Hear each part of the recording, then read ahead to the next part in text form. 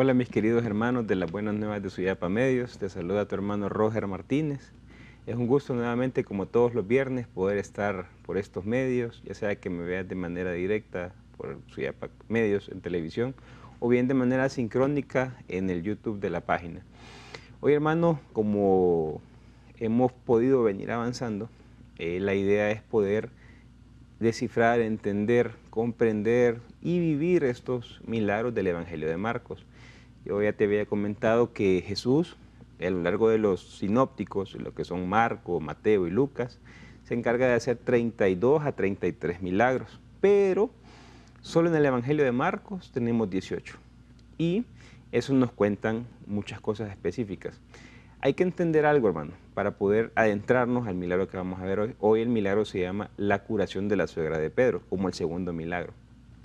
Primero, entender que la comunidad de Marcos es una comunidad de origen romano. ¿Por qué sabemos esto? Cuando hacemos un estudio interno del Evangelio, nos damos cuenta de muchas situaciones que Marcos le interesan de su comunidad, como por ejemplo que al estar en Roma es una comunidad muy sufrida, es una comunidad que ya para el 64 había sufrido todo el embate de Nerón. Recordemos que en el tiempo de Nerón, cuando utiliza a los cristianos como chivos expiatorios, o sea, cuando él quiere construir un palacio en el centro y lo que hace es mandar a quemar todos los cristianos, lo que él hace es una persecución contra los cristianos.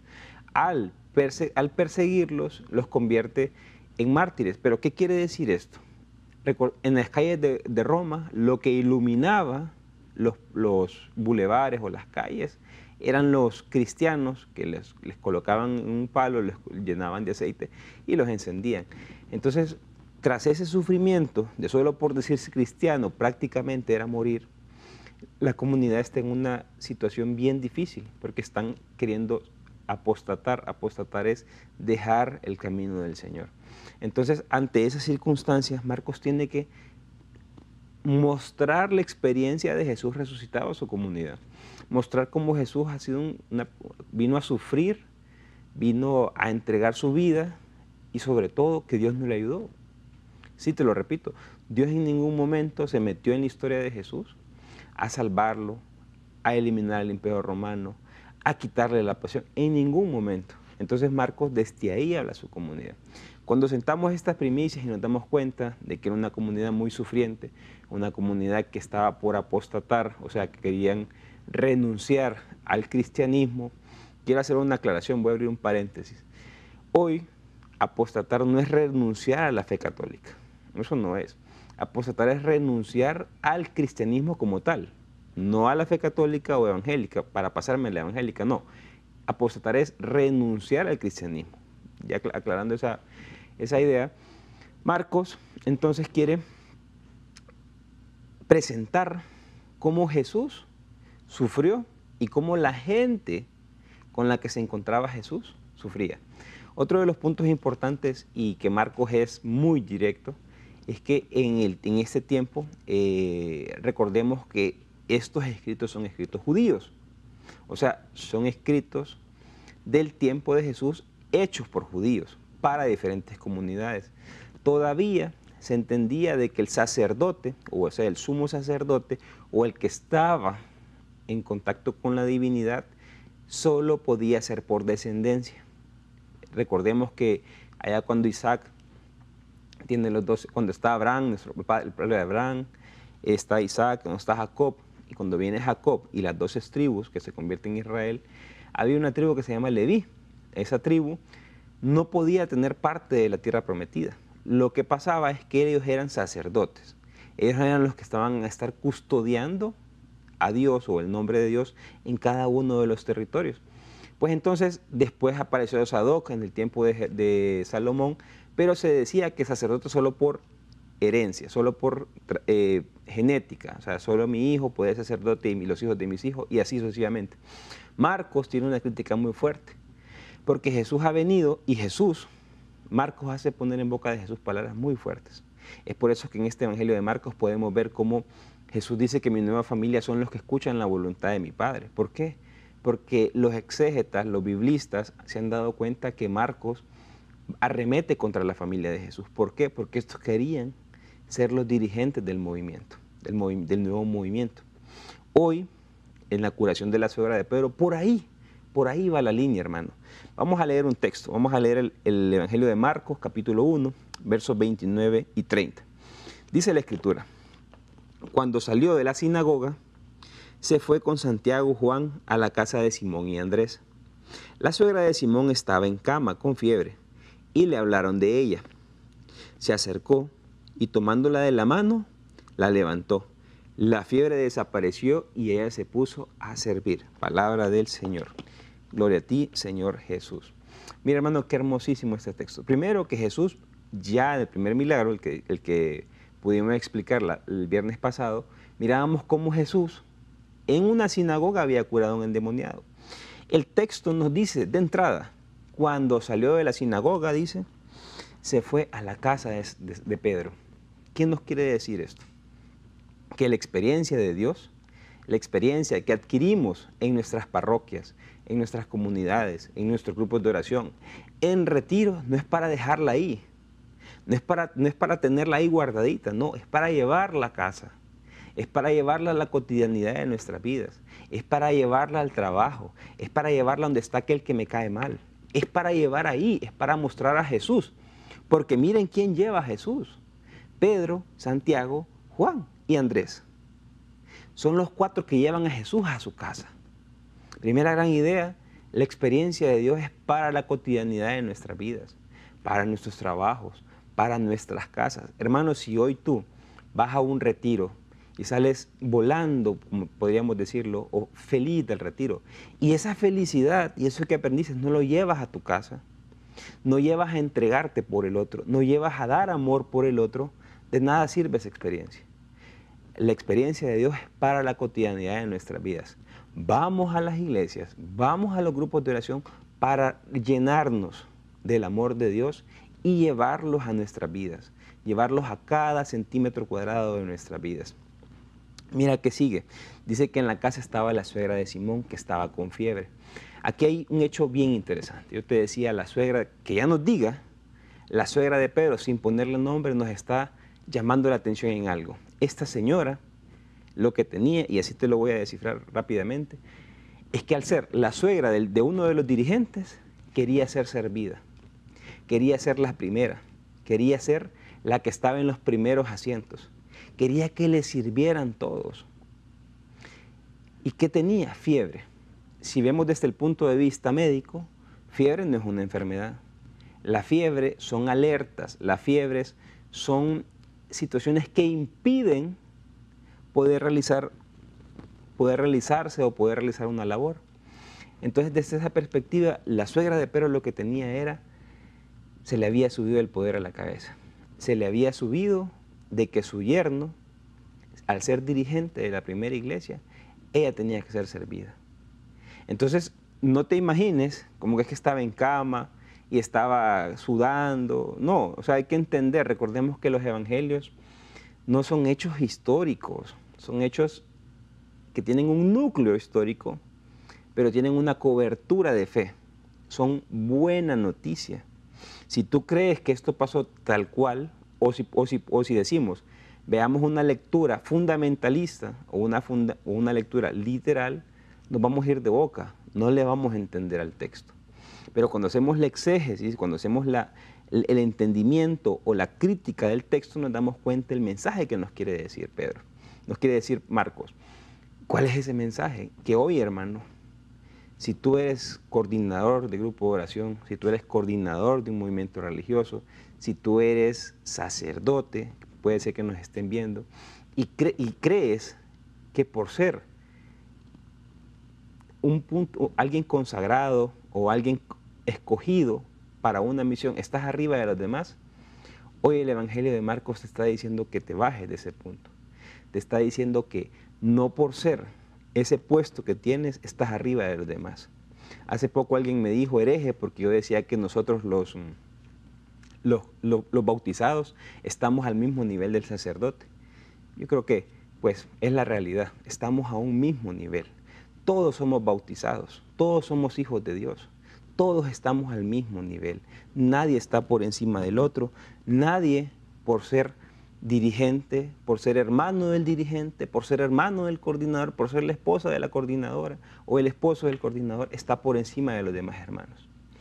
Eso es la fiebre de la que nos habla el Evangelio. Es la fiebre que tenía la suegra de Pedro. Y esa fiebre que hacía imposibilitaba darse, imposibilitaba servir a los demás. Porque adelantémonos un poquito al texto. Apenas llega Jesús, ¿qué pasa con ella? Se pone a servir. ¿Qué nos dice el texto? La fiebre se fue. Los humos de grandeza se fueron. Los humos de sentirse más que el otro se fueron. Y entendió que amar es darse por el otro. Que amar es entregarse, que amar es servir a los demás. La suegra de Pedro tenía un gran problema. Y es el problema que muchos tenemos el día de hoy. Un carrerismo político. Un carrerismo de querer estar en los primeros puestos para que nos sirvan, para que nos hagan esto. Llama a tal fulano que haga lo otro. Llama a este que haga esto. Pero nunca nos ponemos a trabajar. Ese era el problema de la suegra de Pedro. La suegra de Pedro, ya vamos a ver en la siguiente parte, cuando se encuentra con el resucitado. Pero cuando hacemos un estudio de este tipo, nos damos cuenta que la queja de Marcos es clarísima. Como lo va a hablar después de los familiares de Jesús, es lo mismo. Lo que estamos mostrando acá es una persona que no quiere servir por tener coyunturas o por tener lazos consanguíneos con los dirigentes. No era Pedro el que tenía el problema, no, Pedro trae al Señor a casa. No era Andrés, no, ellos traen al Señor a casa. Quien tenía el problema era la suegra de Pedro, quien tenía el problema del servicio, de no poder servir a la suegra de Pedro. Pero viene, como vamos a ver en la segunda parte, el encuentro con el resucitado.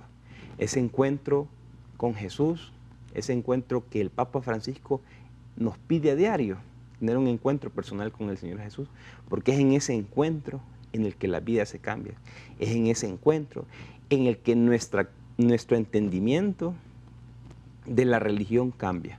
Pero no nos vamos a adelantar, vamos a ir a una breve pausa. Cuando regresemos, vamos a ver la segunda parte de este texto y cómo la suegra de Pedro, cómo ella se logra sanar para poder servir a los demás.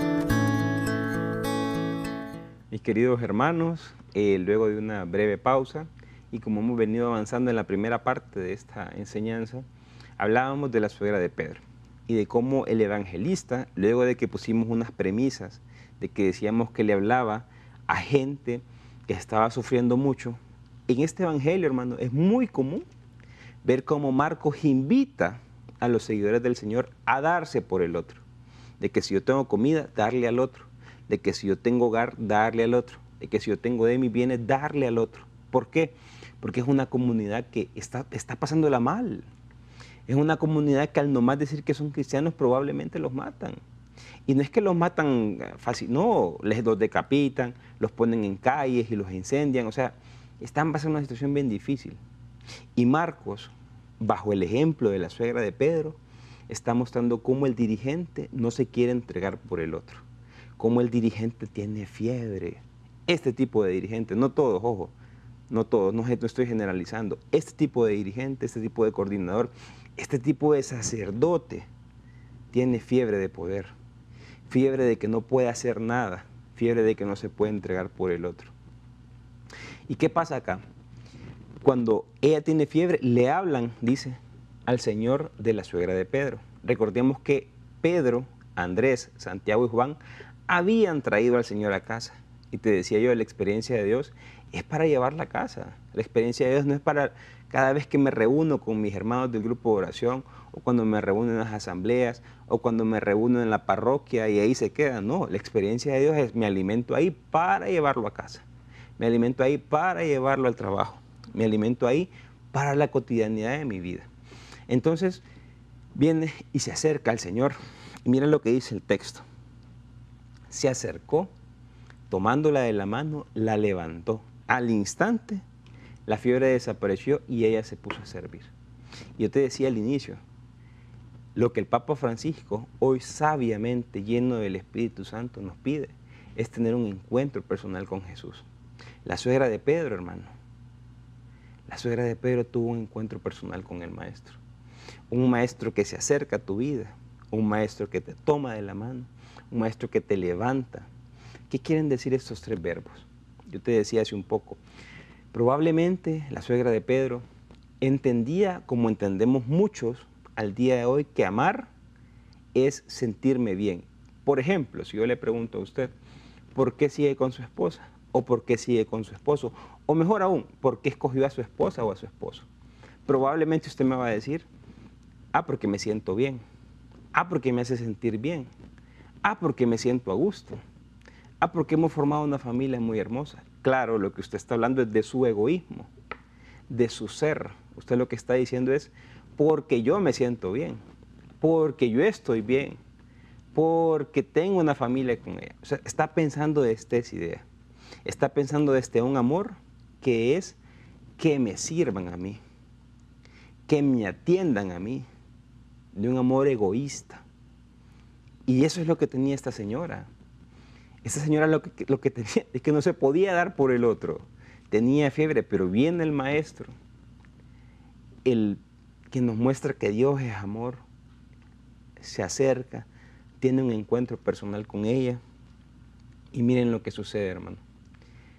Esta mujer deja la cama, o sea, deja su zona de confort, deja su zona de seguridad, deja su lugar preferido, esos puestos de dirigente, para ponerse a servir al otro, para ponerse a ayudar al otro.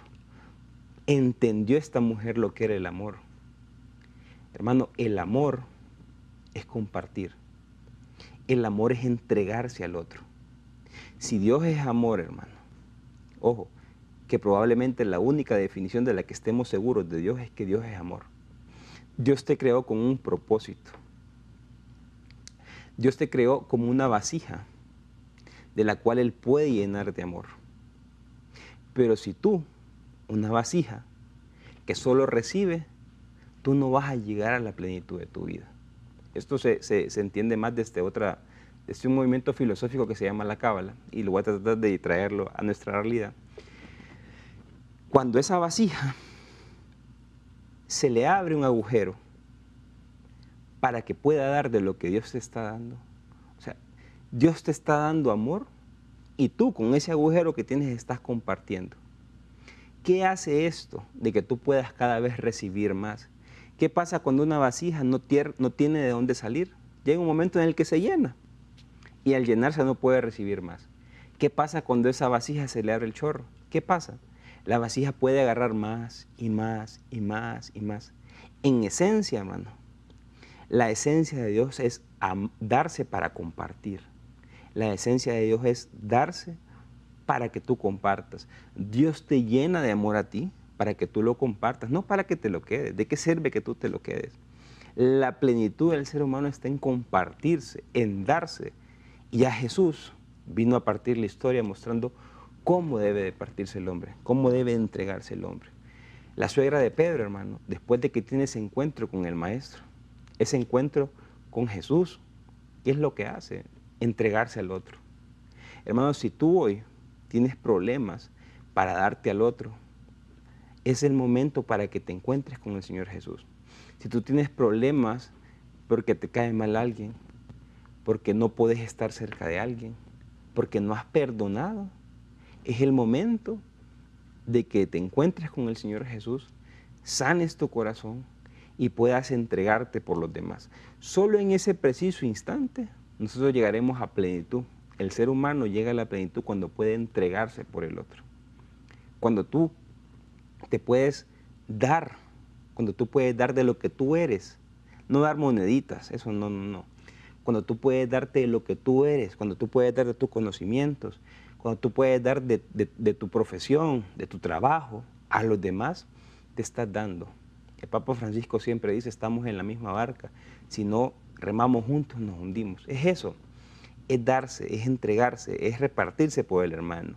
Y eso es lo que está haciendo la suegra de Pedro. Y a Jesús Anteriormente había ido a curar a una sinagoga y ahorita se encuentra con alguien que no puede darse, que no puede entregarse por el otro, que es egoísta, alguien que solo lo quiere para mí, alguien que solo quiere que me hagan las cosas a mí, alguien que solo quiere ser el centro de atención de todos.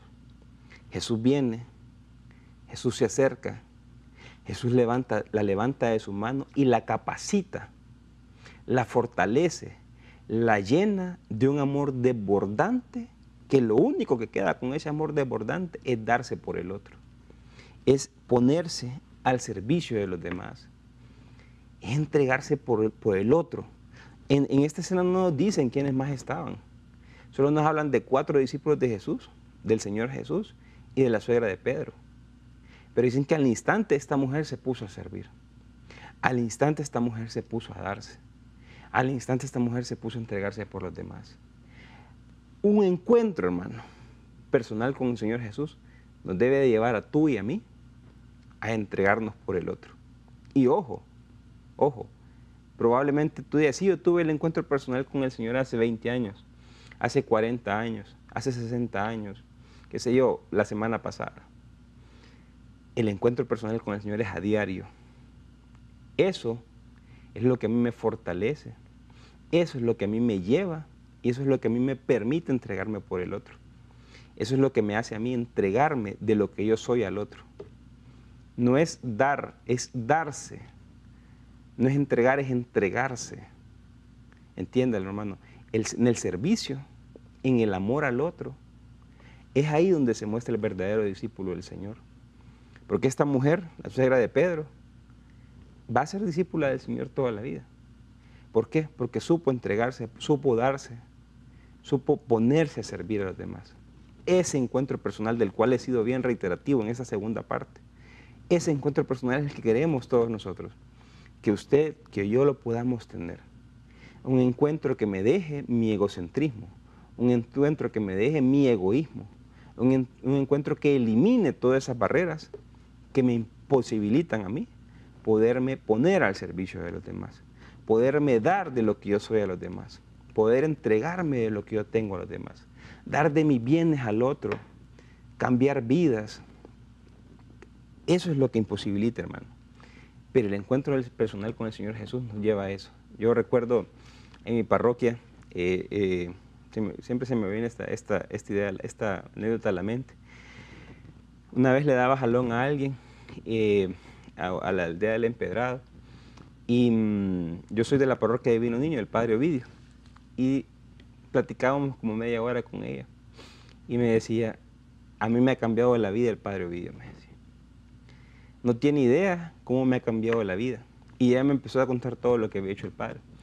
Y dije yo en mi mente, yo sé que ustedes conocen al Padre Ovidio, no es ni de explicarles, qué bonito poder nosotros llegar a nuestra plenitud de nuestra vida y que alguien diga, ella me cambió la vida.